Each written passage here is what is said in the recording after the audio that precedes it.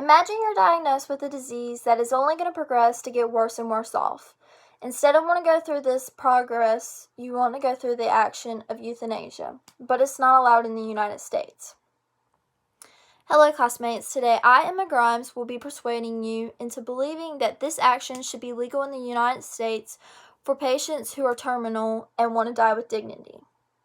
So what is euthanasia? This is defined as the painless killing of a patient suffering from an incurable and painful disease or an irreversible coma. It's commonly known as assisted suicide. Currently in the United States, only 6 perform this action. This is California, Colorado, Montana, Oregon, Vermont, and Washington. So why is this not allowed in most of our states? For most of the parts, it's moral, ethical, and legal associations.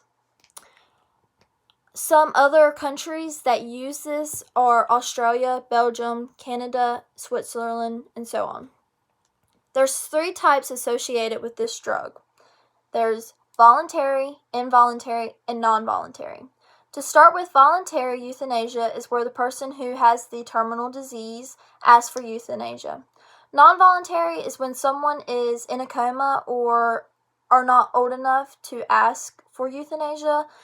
And non-voluntary euthanasia is when the person who actually wants to stay alive goes with the action of euthanasia anyways. This, in the moral part, is the one considered as murder. As I was researching this subject, I found a website called Dignity in Dying that posts stories of people who had undergone euthanasia or had wanted to go get the process because they wanted to die with dignity. Some of the people I had read about that stuck out to me first was Diane Petty. Her husband, Brian Petty, wrote, "Diane had to go through the one of things that she had foreseen and was afraid of. There was nothing wrong I could do to help. Diane was a victim of motor neuron disease. It's an uncommon disease that only gets worse. Although people can live with it for many years, the effect it has on the body is unbearable." The second person I read about was John. He was another patient that had motor neuron disease, and his sister stated that knowing that John would be in control of his death was a tremendous source of comfort for me, as well as for John. Indeed, at a stage when MND had almost totally eroded his dignity, knowing that he would have control gave some dignity back to him. John's death was sad, but my grief at losing him was tempered by the control he had over the way he died. Having said our goodbyes, I held his hand as the barbiturate overdose took effect. He fell into a deep sleep, which was followed by an unconsciousness, and after 20 minutes, death.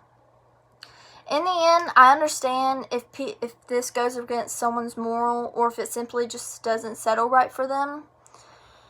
I personally went through a loved one having an incurable disease that only progressed to get worse off, and not only did we see him suffer, I looked around and saw my family suffering with him. He went from a man who knew everyone's name to someone who couldn't even get out of his bed. So in the end, I respect the people who undergo this decision, and I believe that if it was brought to more people in the United States, that it would be a better choice, because your last vision of your loved one would be a good memory. I respect the people who don't want to undergo it and want to live their life to the fullest. And that's why today here, I, Emma Grimes, am trying to persuade you into believing that the United States should allow terminal patients to be able to undergo the process of euthanasia. Thank you.